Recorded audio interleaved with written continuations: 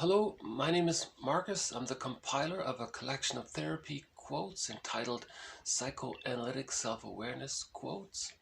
This is TQ 634 to 642. Therapy quote number 634. Splitting of the object, a defense mechanism in which objects that evoke ambivalence and therefore anxiety are dealt with by compartmentalizing positive and negative emotions, leading to images of self and others that are not integrated. We've had a number of quotes so far in this series on the defense mechanism of splitting, sometimes called the splitting defense. A key concept in this series, a key concept in object relations theory, because if splitting is still there, splitting precludes mourning, splitting precludes access to the real self, and so on. So the theory is, Klein says, that when the baby's in the womb, all of his needs are met. Because humans come out of the womb too early, an extended womb is offered the baby from birth to 6 months. So this extended womb is meant to be an extended womb. The baby's needs are automatically met. The mother's attuned. She's there. She wants to, she's happy to meet the baby's needs. Okay, so that's, now because no mother can be perfect, how does the child deal with the anxiety of that? The theory is the baby temporarily compartmentalizes his positive emotions and keeps them separate from his negative emotions.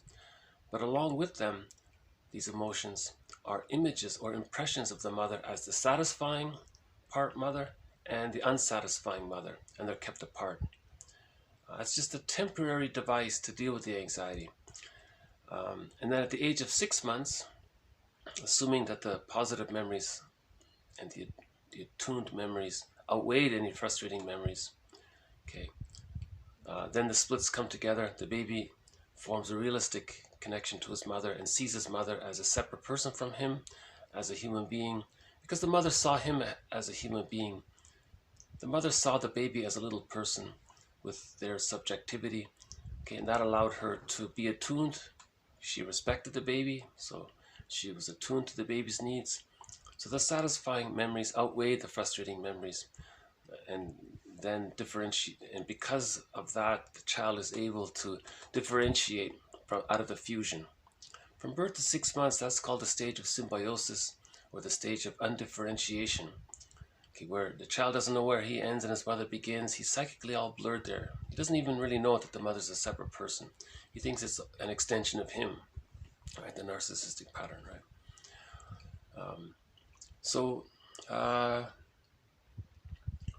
Okay, so this is just a temporary measure that the child adopts to deal with that time of his huge vulnerability and sensitivity and high-level dependency toward the giantess in the nursery. What if the giantess in the nursery is unavailable? So the baby creates an image of this in his unconscious. The theory is, in the unconscious, there's an image in the baby's psyche of a frightening creature. Okay, so remember, myths and fairy tales are true on the inside, not on the outside. But in the inside world, the baby thinks in images. He doesn't have words yet. And these images are exaggerated, okay, because of the size difference and because of how dependent the baby's needs are on the mother. If the mother's not around, that's a very terrifying experience in the baby's unconscious. And then the baby's emotions around that image merge, okay, and then he denies it temporarily, right? Now, what if the frustrating memories outweigh the satisfying memories and the mother's more misattuned, using the bottle, using a schedule, and is misattuned, or what? Not to blame the mother, but for whatever reason, if the satisfying experiences don't outweigh the unsatisfying experiences. In other words, if the frustrating times the baby has with the mother outweigh the satisfying times, then the split's still there. Okay, now that's arrested development in the psychic world. That's a developmental trauma. The person may still biologically grow up and cognitively grow up. He can still be a scientist, but psychically, emotionally, he's caught with that splitting defense, right? And as we said, a secure attachment. See, that leads to what's called an insecure attachment style. And when there's an insecure attachment style, the person doesn't mourn losses because they're too busy overly bonded to the rejecting image of the mother. Because the more frustrating the mother is, the more the baby needs the mother, the more the baby bonds to the mother. Sometimes even the baby just becomes the mother, identifies with her. That's the narcissistic pattern. See, people with the narcissistic pattern don't mourn losses. And all right. So if there's that developmental trauma where the frustrating memories outweigh the satisfying memories, whereby the splitting remains, or it doesn't get a chance to come together, that can lead to the narcissistic pattern. That can lead to the hostile provocative style. That can lead to some kind of dissociative phenomena. That can lead to some forms of the schizoid pattern. So there's a huge developmental trauma there. So it's very important that in this extended womb from birth to 6 months, that the satisfying memories outweigh the frustrating memories. Right?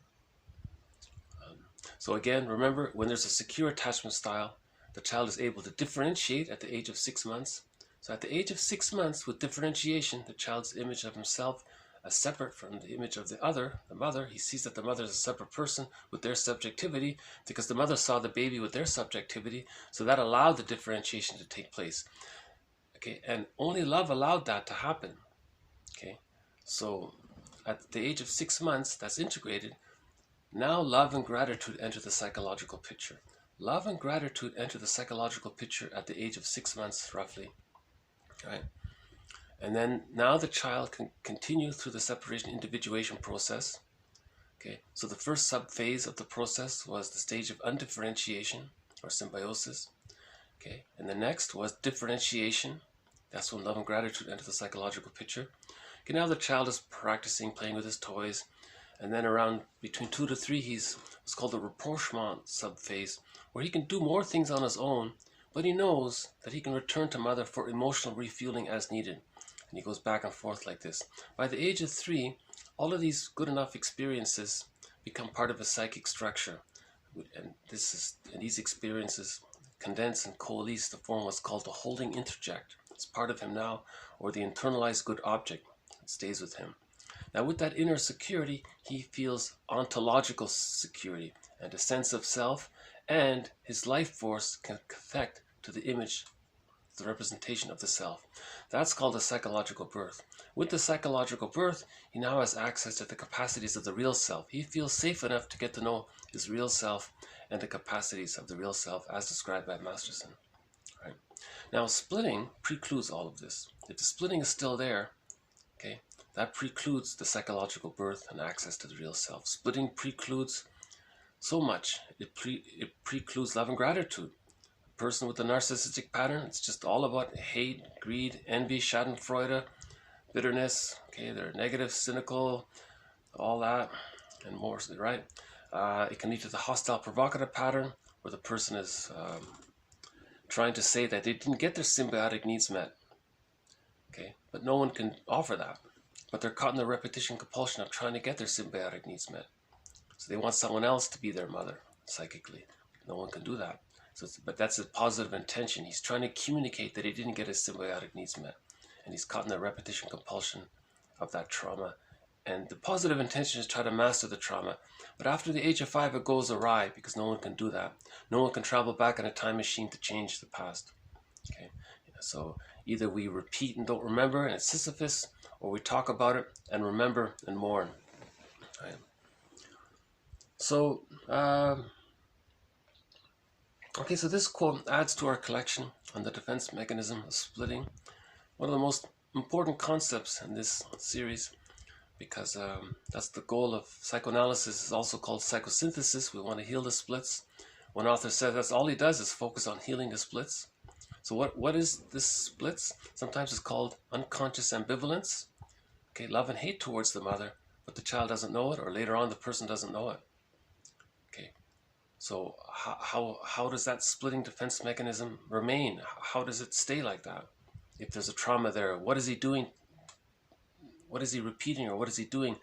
That's a reflection of the splitting defense mechanism. Okay, all forms of prejudice are from the splitting defense mechanism, because what you're doing is you're projecting, okay,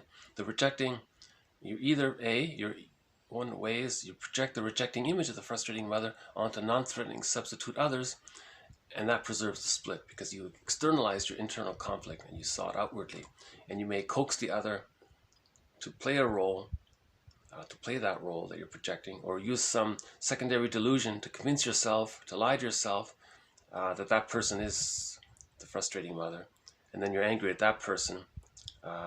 See, what you're trying to do is you're trying to express your anger, the anger that you had as a baby towards your mother.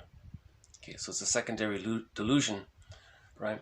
Another version is, so that's prejudice comes from there. So any kind of splitting, this all good, this all bad, and so on. That any kind of philosophies like that or attitudes like that, that comes from the unconscious ambivalence towards the mother. Now, sometimes the person identifies with the rejecting image of the mother. He projects or sees or attributes or assigns or thinks or believes or fantasizes, unconscious fantasy, that his wounded, shamed, humiliated, the hungry, enraged parts of that wounded inner child, he'll project that onto others, again, non-threatening, safe others, and then do to them what his mother did to him. Okay, that preserves the split, because he's externalized his inner conflict. His wounded inner child is not in him. His vulnerable self is not in him. It's out there. Now he's going to do to that person what his mother did to him. He's trying to communicate what his mother did to him. But all he's doing is preserving the splits. From his point of view, all he's doing is preserving the splits. Right? So there's a lot of problems with that, because this other person is... it's a secondary delusion. You're distorting reality. That non-threatening, safe person, maybe you do see, usually what they do is they pick someone who's maybe a little wounded or in some disadvantaged position, all right, or maybe they have some trauma themselves or whatever. If they see anything that can remind them of their inner wounded child, if they can see their inner wounded child onto someone else, okay, then they'll say that that's the inner wounded child over there. Then they do to their own inner wounded child by proxy to communicate what his mother did to him. That's the second form. Okay, but from the point of view of the splitting defense mechanism, this is how the split has remained. Okay, so again, the person can project the rejecting image of the mother, the frustrating side that he's in denial of, onto others. Okay. But how does he convince himself that the other is the rejecting image of the mother? How does he convince himself that the other is the boogeyman or whatever frightening image is in the unconscious, right? How does he do it? Okay, now let's enter projective identification. He's going to coax, provoke, disturb, taunt, harass. He's going to do something to make that person maybe a little angry or something. Let's say he'll be passive-aggressive, endless ways, right? Now we can say, look, see that other person? See, he's a little angry. Aha, that's the rejecting image of my mother. You see, now, developmental trauma, the baby couldn't protest against his mother. Now he wants to stand up to his mother. Okay, so it's a secondary delusion. That preserves the splits. That's how he's preserving the splits. Now he wants to control the other person to occupy that role, so he'll convince himself and the other, he'll try to convince the other that they are that bad person or whatever. Okay, now he has a continuous ability to express his hate, envy, and rage endlessly. All right. Envy, remember, is the repetition compulsion that he is chasing his greed. His image of the other is the breast mother, and the image of the breast is a never-ending flow of goodness. Okay, now he never got that. Now he wants to get that, so he's chasing that. So he's chasing an image that he thinks is the never flow of goodness. So how does he communicate that?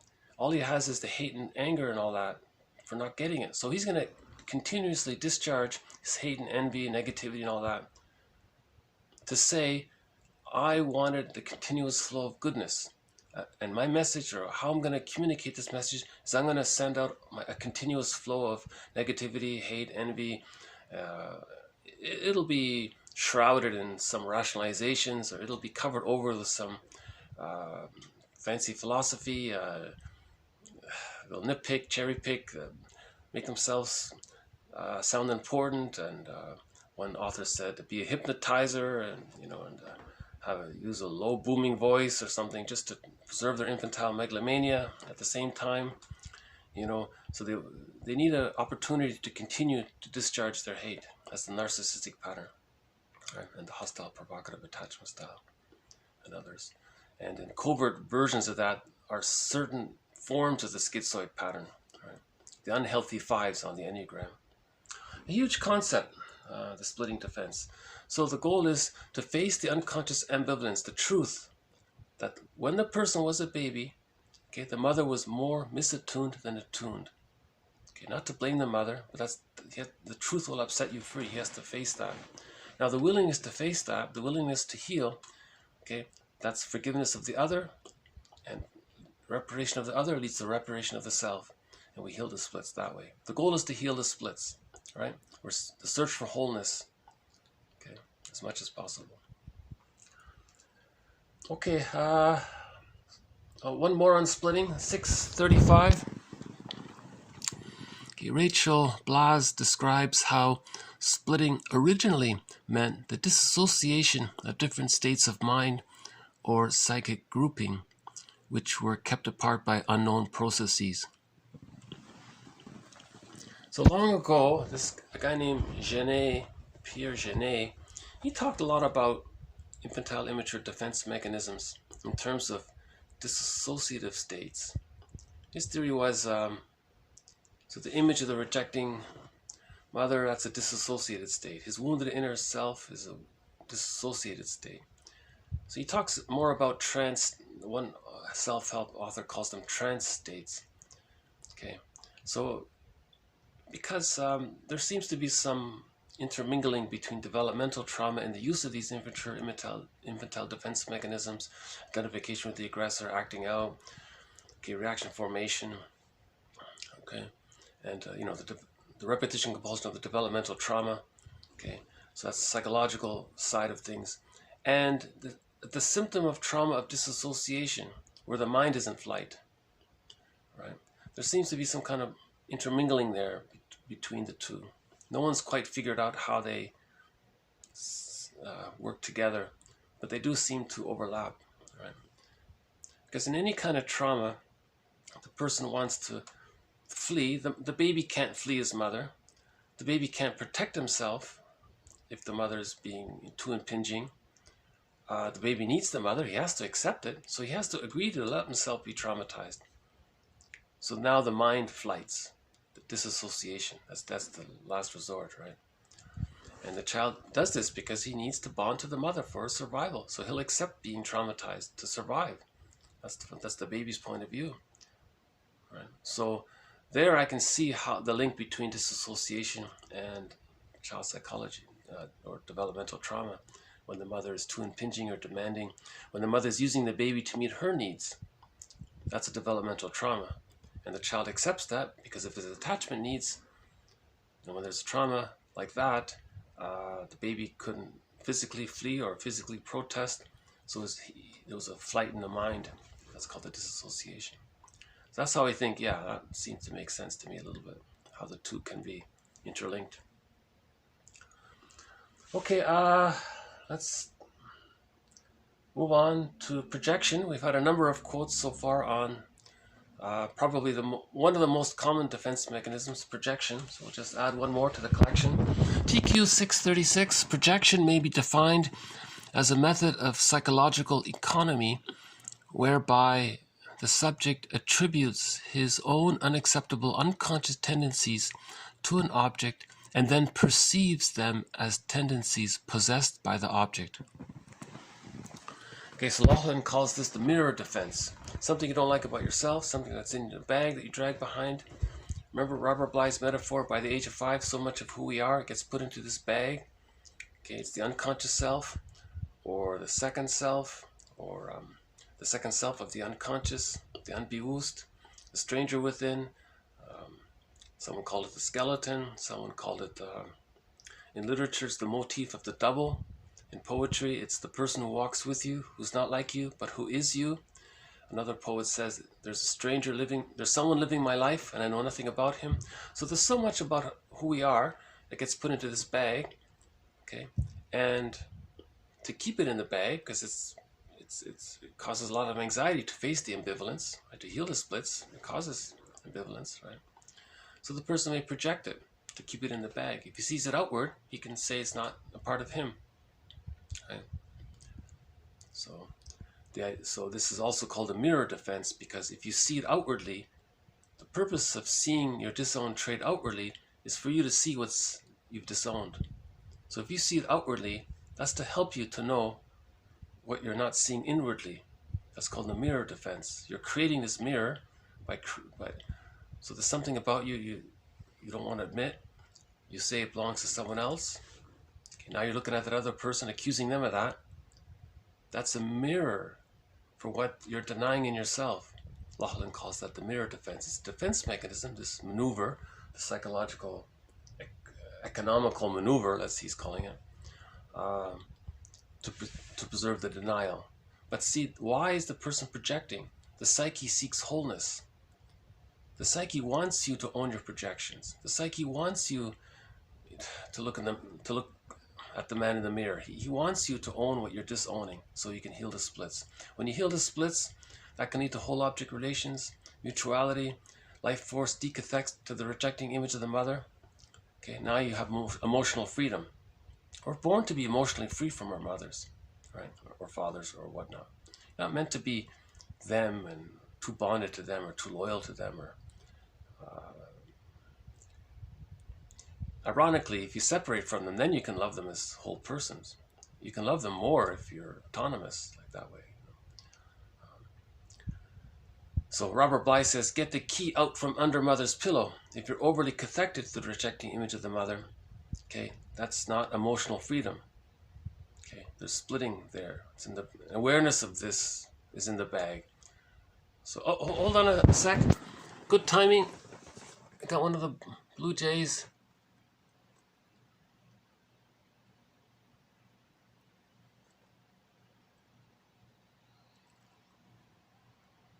Okay, and there he goes. Okay. Oh, hold on. I think no.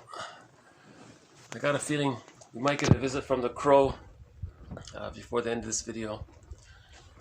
Okay, so that's a little bit more on projection. Let's move on to TQ 637. Resistance. Defense mechanisms against anxiety and against awareness of unpleasant, unconscious material. Okay, maybe it's silence, or now it's forgetting, or denial, miscalculating the time so as to be late or miss the appointment, acting out in such a way as to jeopardize continuation of the treatment, okay, sabotaging the work, not hearing clearly, misunderstanding what the therapist said, or any combination of these and other myriad forms. These must be observed, pointed out, and interpreted as defenses against disturbing self-knowledge. So the therapist's job is to notice this. If the client is using a defense mechanism, okay, being passive-aggressive, misunderstanding, all of the examples here, one of them is mishearing. The therapist said something, and the client maybe responded as if he said something different. That means he didn't want to hear it. So he misheard it. Because it was too painful to hear what he heard, so he just made himself think that he heard something else. That's a defense mechanism. So what he was hearing was disturbing knowledge. Now if you point that out, okay, what that disturbing knowledge is, that's what's in the unconscious. That's the goal of therapy, to reintegrate what we've disowned. Robert Blass says we spend the rest of our lives trying to get what's in the bag back into ourselves. We've disowned it. Now we want to re-own it. All right. Okay, so that's a little bit on the idea of the therapist's job to notice the resistance and include that observation in his interpretation. Okay, this material is too painful, so what you do to soothe yourself from the pain of this unconscious material is you mishear what's being said. It's too painful to hear what's being said. And I go, oh, really? Did I mishear that? What did you really say? I said this? Oh, so now he can hear it. Oh, okay, yeah, now he's aware of what's uncomfortable for him, and so on. Okay, so again, the therapy process is to seek wholeness. Okay, let's move on. TQ, oh, hold on again. Blue Jay number 2.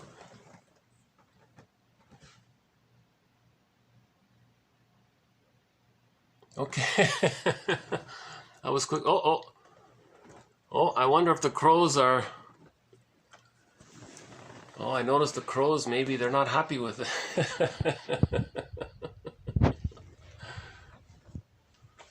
You know, it's funny.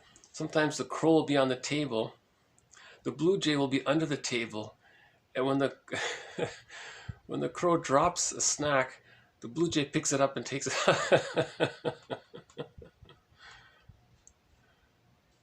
But they get along. They don't... no bird harms another bird. Nothing happens. Just once in a while. Anyways, never mind. I haven't figured it out yet.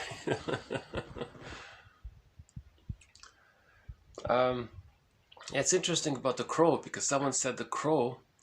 One traditional indigenous culture says the crow is one of the most conscious birds of the birds, and he thinks. So they project the idea that they know a lot, so they call the crow the keeper of psychological knowledge or spiritual knowledge, right? As they would say back then, right? Okay, TQ 838, next one. A neurotic conflict may be defined as an intrapsychic conflict between the inner structures of the personality. The strength of the ego plays, therefore, an essential role.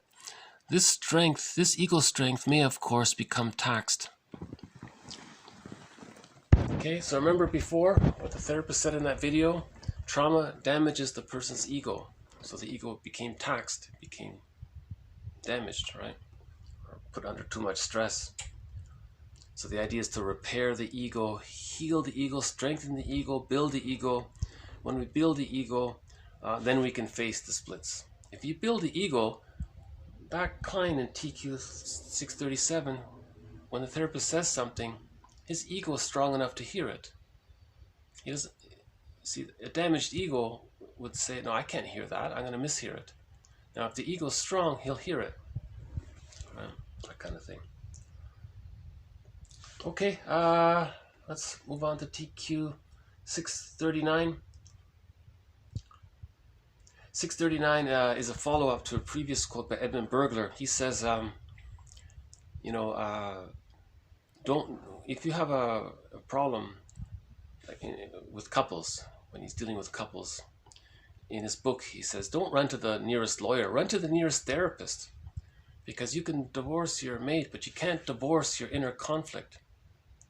Okay, so he says here, TQ 639, don't run to the nearest lawyer, run to the nearest therapist, because your inner conflict will follow you faithfully into the next marriage. Okay, so your inner conflict will follow you faithfully to your next marriage or next relationship. So it's not about the relationship so much. Heal the inner conflict. That relationship is bringing up a lot of the inner conflicts, but the goal is to heal the inner conflict. So he saved a lot of marriages by healing people's inner conflicts. Okay, he has a book called Divorce Won't Help. It won't help heal the inner conflict. The inner conflicts, it's that broken record we talked about. It stays with you. So Burglar also has this metaphor of the broken record. When there's a trauma, insecure attachment style, splitting defense mechanism still there. Okay, that gets imprinted on a record player, on a record, like a vinyl disc music record, LP record. The person carries that record with him everywhere he goes, and then he replays that record every time he sees a record player. In every new situation in the present, he replays that past record. So that's the repetition compulsion. So he said it doesn't matter if you change something on the surface. Your inner conflict, that's not going to heal your inner conflict. He says here, your inner conflict will follow you faithfully into the next marriage. Now I noticed in a sitcom, one colleague was giving advice to his boss. Actually, the boss was having marriage trouble. The wife moved out of the house with the kids, and they were going through a separation phase, and this boss, didn't know if that's going to be divorced or what's he going to do. So he's caught in this limbo here.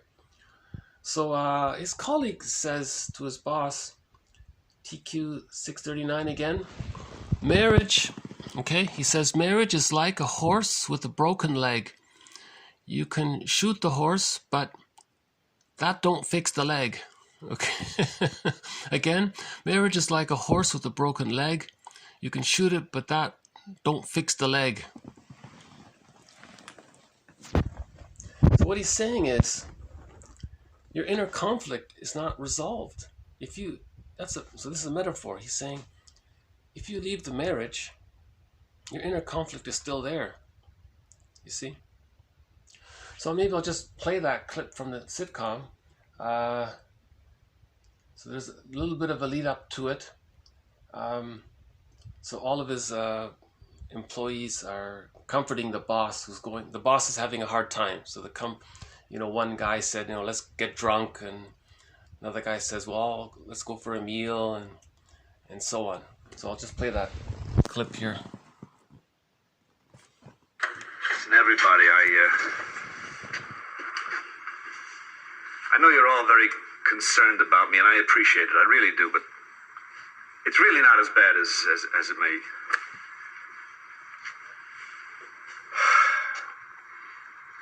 I guess it's been apparent for some time that Liz and I are having our troubles. You don't have to talk about this, Barney. Wojo, please.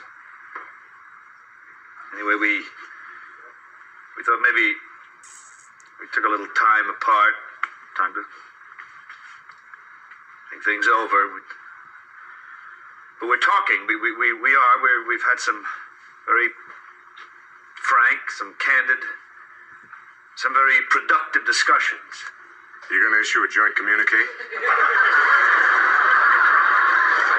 Just trying to break the tension. Thank you, everybody.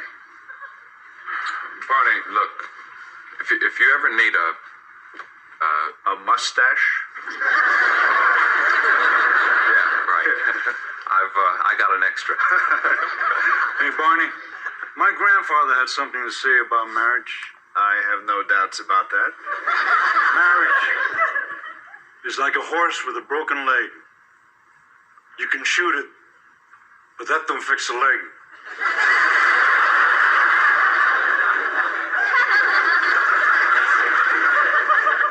I like that.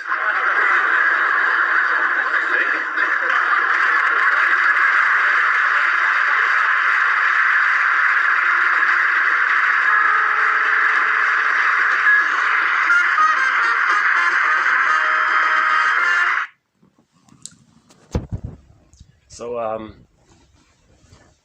yeah, interesting that some ancient wise proverb from long ago kind of is very helpful, right? All these ancient proverbs. Yeah. It's interesting about the different ways of help. So before that clip, there was offer to get, so one said, let's get drunk and let's eat, emotionally eat. He said, no. Finally, he wanted to talk about it. The first guy said, you don't have to talk about it, because that guy was uncomfortable. So the boss was wanting to be a little vulnerable. That made one guy feel uncomfortable because he doesn't want to be vulnerable. So he tried to squelch. You don't have to talk about it. Because he didn't want to hear it because it triggers him maybe. And so he insisted, no, this is about me. I want to say something. Second guy said, well, you know, I can help you look good, you know. That second character is all about vanity. On the Enneagram, he's a 3, type 3. He's very concerned about his appearance and how he looks, and wants to wear the finest clothes and so on, right? And finally, the last character there gave the proverb, you know, stay with it. Run to the therapist. His proverb really leads to the idea, see a therapist. That's what Burglar says. Don't just be impulsive and run away from your problems. Face the problems. See, that would be a resistance, right? If he's just going to divorce. Otherwise, he has a good marriage. They're just going, right? So you want to face the ambivalence. Something's come up, right? And the wife would want to face. So the two of them would see a therapist, and most likely they can resolve it. Right? They just need a chance to talk to each other. One therapist said, all they do is help the couple to talk to each other. They just teach them how to talk to each other. That goes back to Rosenberg. Just teach people how to make I statements. Rosenberg spent, whatever it was, 40 years or touring the world, teaching people how to make I statements.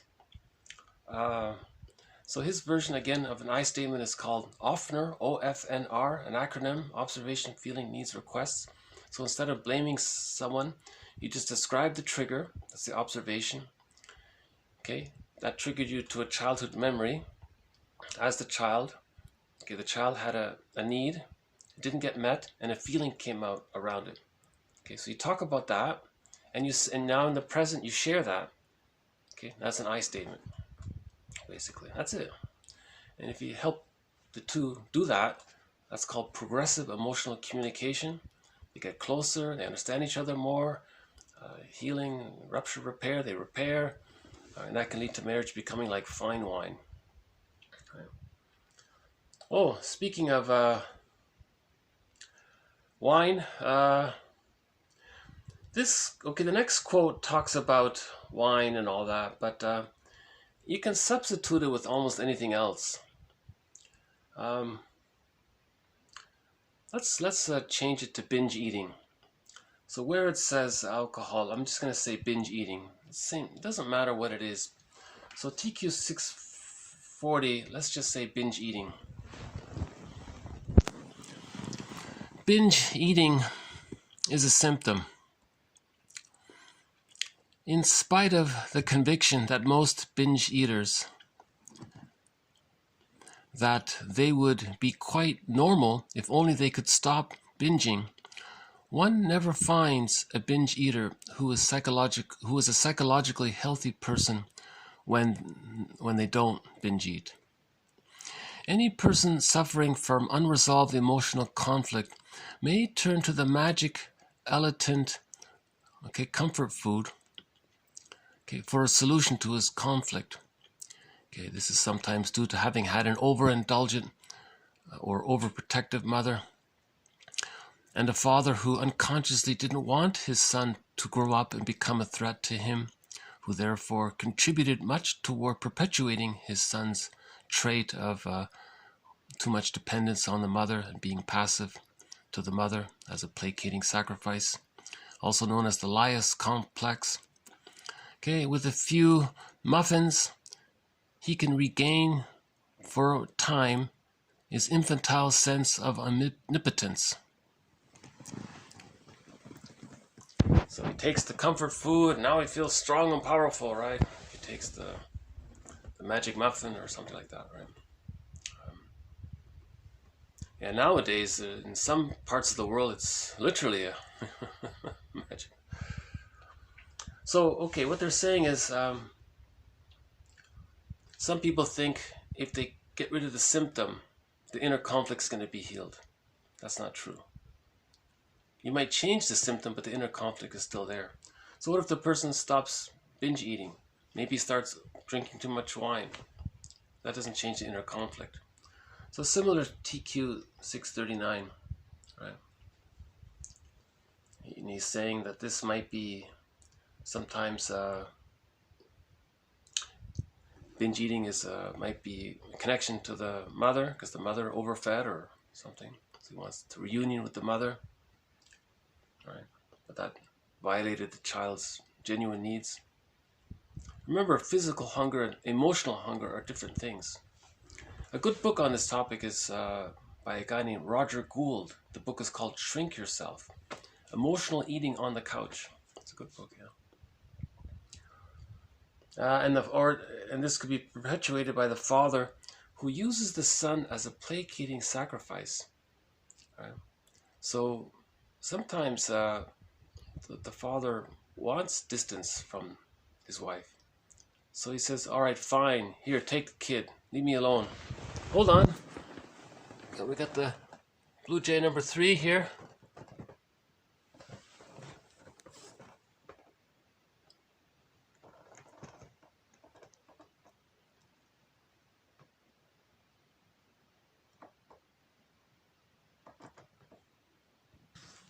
Looking around, is it safe? There you go. Nice little leap there. And there he goes. Okay.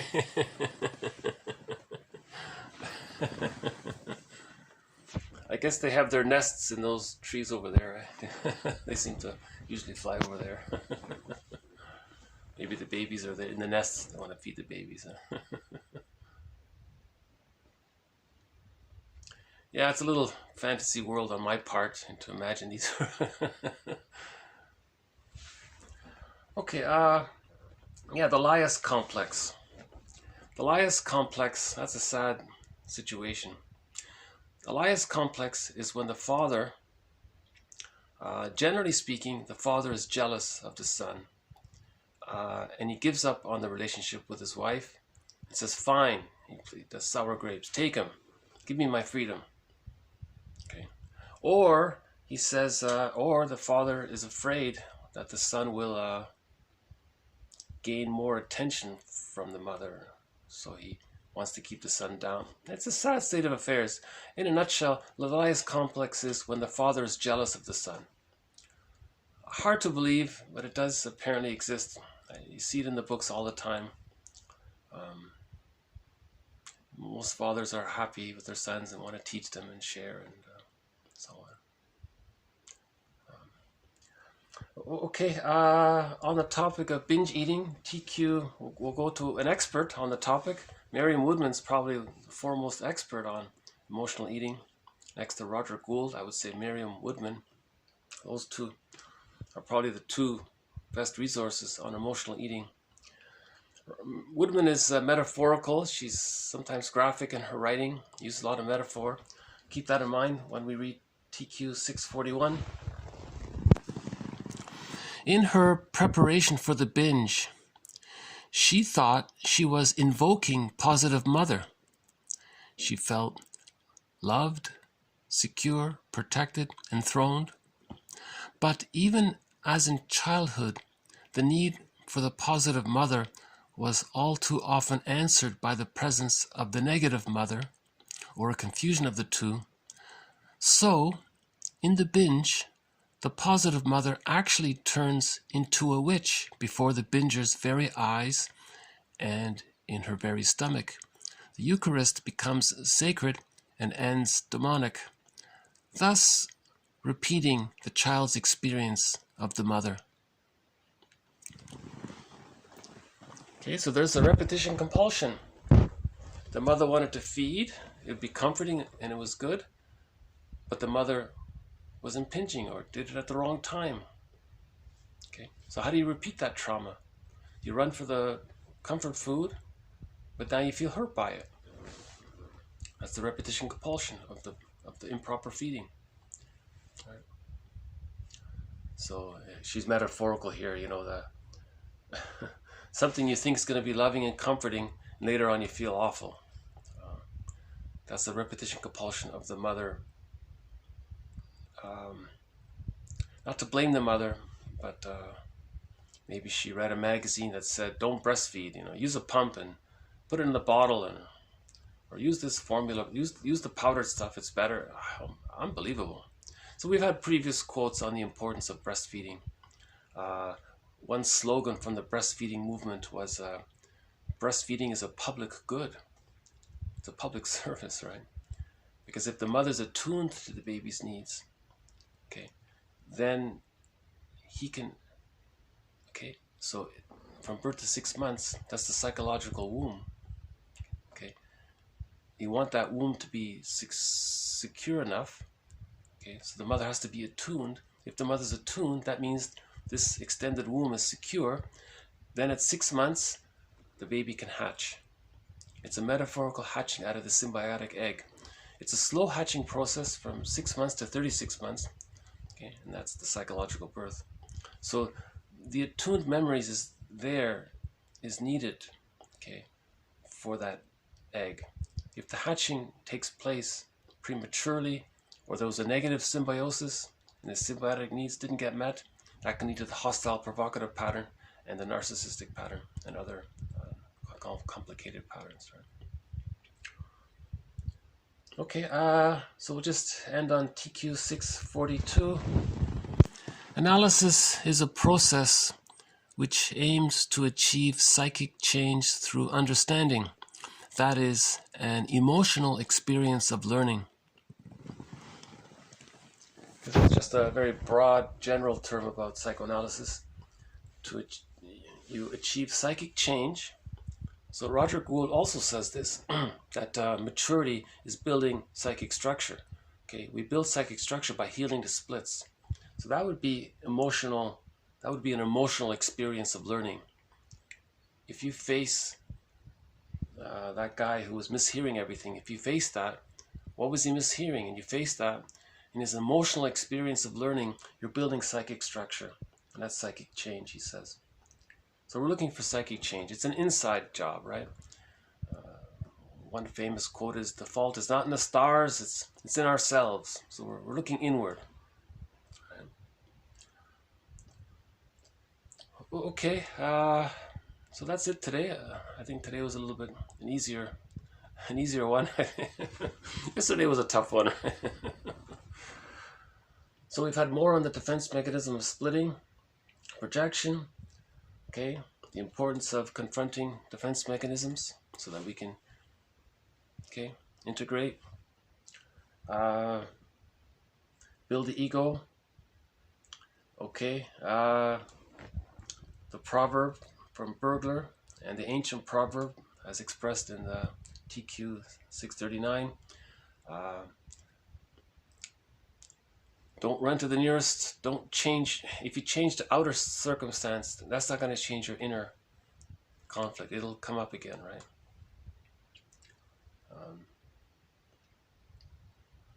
Okay, emotional eating, a little bit about that.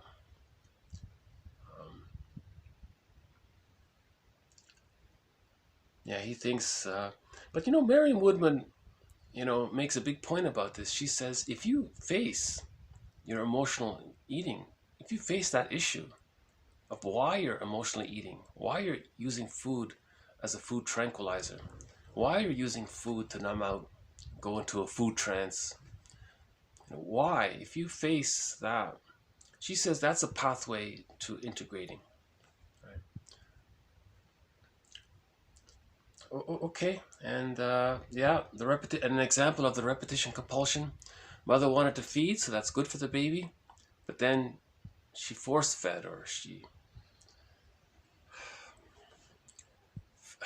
was angry feeding, or fed the wrong food, or so repetition compulsion. Person binge eats to internalize mother's love, but then she feels bad afterwards. Right? So in the fantasy world, it was the loving mother, and then the witch appeared. That's the metaphor, right? So remember, the fantasy world is true on the inside, right? Myths and fairy tales are true on the inside. Right? Okay, the quotes are posted below. This has been TQ 634 to 642. More to follow. Thank you very much. Bye for now.